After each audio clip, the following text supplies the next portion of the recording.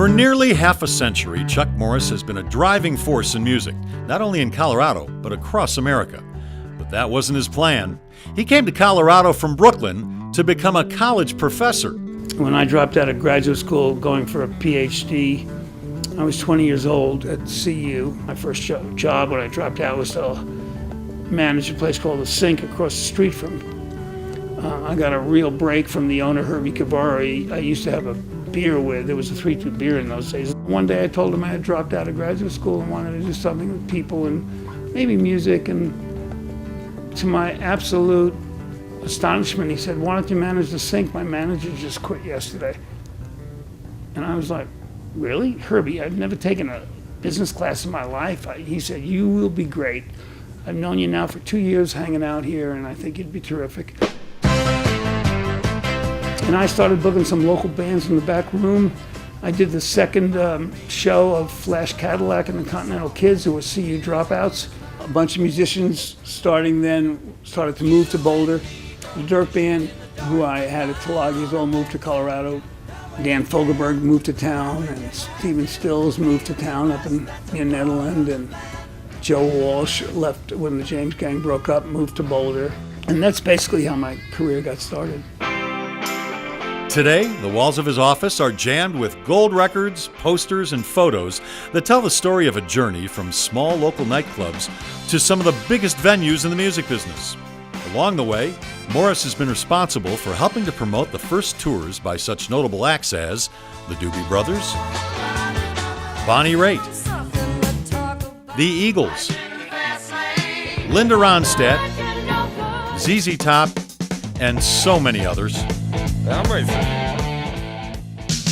Chuck steered his way through the freewheeling and renegade years of the music business without too much damage, except for an obsession for unique eyeglasses, an addiction to Sweet and Low, and a tattoo.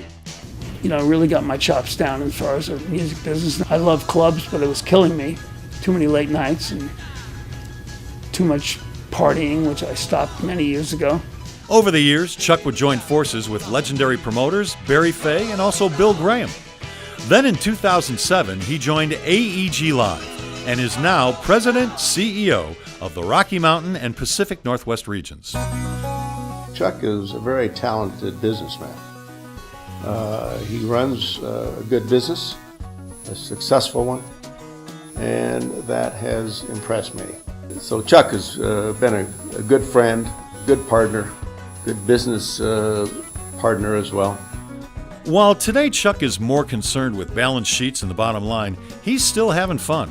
I have a philosophy in the companies that I've run or owned or both that you got to make it fun.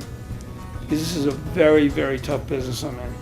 And unless people have a pretty good time doing it, it's impossible. And while he loves his work, he's also devoted to his family and giving back to the community. And I always felt that if I had any kind of success, I would try to give it back to, it was sort of my honor and even my duty to do that. Well, Denver Health is one of them, for sure. Maybe tops on the list. When I was asked to join by my friend Steve Farber and Dave McReynolds, I was honored. To me, it's such a jewel to have a public hospital like that in our town that's one of the best in the world. And, 30 to 40% of the people don't have insurance, and which is pretty unbelievable. And to be able to help out the hospital through the foundation, I was honored and blessed to be part of that, and certainly spent 5 years not only getting the entertainment for the galas, but doing all sorts of ticket giveaways and signed guitars and, a lot of work with them. Like every bone in his body says that he needs to give back to the world that has given him so much. He has so many talents and so many gifts and is always thinking about a way that he can give back to people who need it or organizations who can benefit from his many gifts.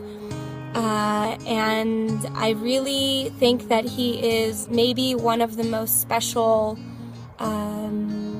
executives in the world, in that he really feels an obligation and a commitment to make his life a life of giving. Family is very important to my father as well. He is such a great grandfather to his 2 grandsons and a great father to his 5 children. He's not only a mentor to me, but I can see as his grandsons, when they grow up, he will definitely be a mentor to them as well. Your friendship and professionalism, both of which are, I can't imagine working without them. I want to thank you and wish you another 50 years of success. You know, I was thinking back that we first met in 1975.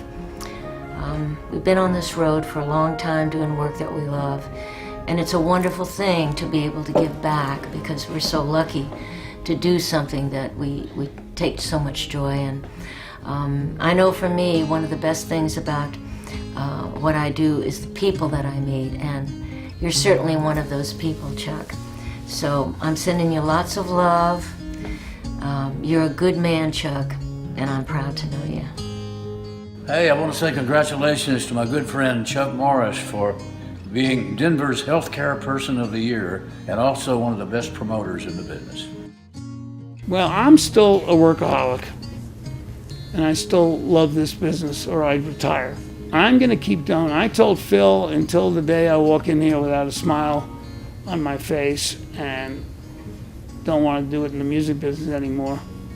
And if I recall when I told him that, he just laughed and said, "Chuck, you're never going to get tired of the music business."